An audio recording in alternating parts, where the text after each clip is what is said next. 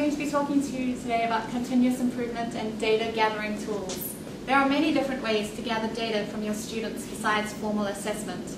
I'm going to demonstrate a few other techniques that you might consider using occasionally to get feedback from students or to allow students to have a better understanding of their own knowledge.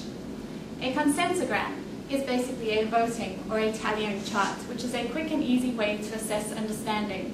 It is a useful visual tool which may be used to chart a student's self-reported knowledge on a given topic. A teacher may use a consensogram to assess the attitudes, knowledge, pre- and post-knowledge, or the needs of a group of students.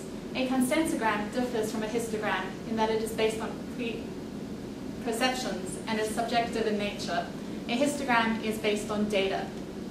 So how does a consensogram look in the classroom? At the beginning of a classroom lesson or unit, students are asked to place a dot, a sticker, a magnet, a marker, check mark on a chart representing their knowledge level about a specific subject area. It is recommended that you give them all the same color so that they don't fight over which color they may use. And they may obviously just go ahead and place them anywhere on the chart. So at the end of the lesson, you can go back and you can review, and they can revisit the sensogram and rate their knowledge level. And typically what is hoped is on revisiting the knowledge that they will now be adding dots to a different section of the sensogram. So you're able to analyze before and after data. Students will be able to gauge their individual response or responses in relation to the entire class, their pre- and their post-assessment in a visual format.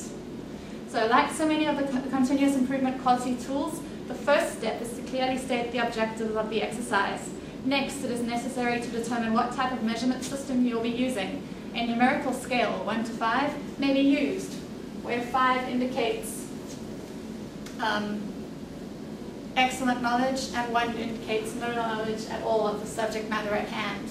So for example, in science, I understand and I'm able to explain the difference between velocity and acceleration. This is just a sample where you can see a lot of students have very little knowledge about velocity and acceleration, and a lot of students fall in between in the middle. So words can also be used. For example, I could live without it. It is okay. I cannot live without it at all. So would I be ready to take my geography EOC exam tomorrow? Here is an example from my actual class, and my students, several of them were not ready for the test, and then a lot of them said that they were. In English, there's an example. How much knowledge do you have about a haiku? Some students have no knowledge at all, and several of them believe that they could attempt to write one. So after students have indicated their individual knowledge level, the teacher should examine the chart to see if it is an overall consensus, if an overall consensus has been reached, and to determine how much the students know. Benefits of consensograms.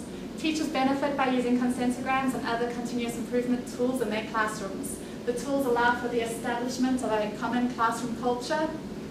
Students take responsibility and ownership of their learning. Consensograms will also aid a teacher in making decisions with regards to class pacing, how much time is needed to be spent teaching a particular learning objective. And then additionally, the consensogram will provide immediate superficial feedback with regards to the needs of the students. For example, some students may need remediation exercises, while others need more advanced extension exercises. So students benefit from this risk-free tool where every single student's voice is heard. Students who are shy typically do not want to raise their hand, and they actually have a chance to express their response in a non-verbal fashion. So students gauge their individual and class learning in the form of pre- and post-learning consensograms. Teachers may adjust the tuition to meet the needs of the individual and of the class.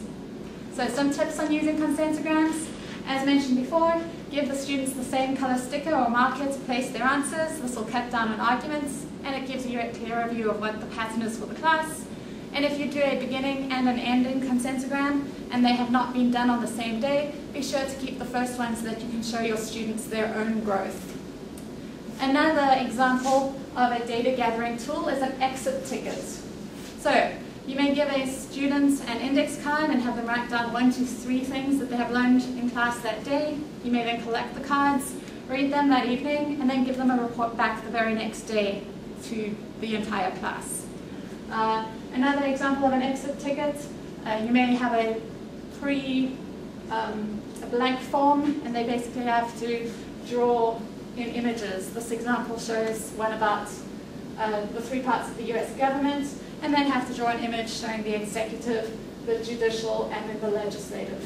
And they also have to write an introduction sentence and a conclusion or summary sentence. So you have a good idea of their knowledge and understanding. And another example, which can be used as a radar chart. It is a good tool for disaggregating data. So let's say you have a quiz with 6 questions on it over 6 distinct concepts. You can make a target with 6 spokes, 1 for each concept, and mark each spoke with a percentage of students that got the concept correct. So your ideal would be to create a circle, and you connect the spokes with a line to form a closed shape. So if all the students get the problems correct, the spokes would form a circle. And then where the students really have a problem, the circle would cave in, and it would be a visual reminder of the area that needs to be worked on.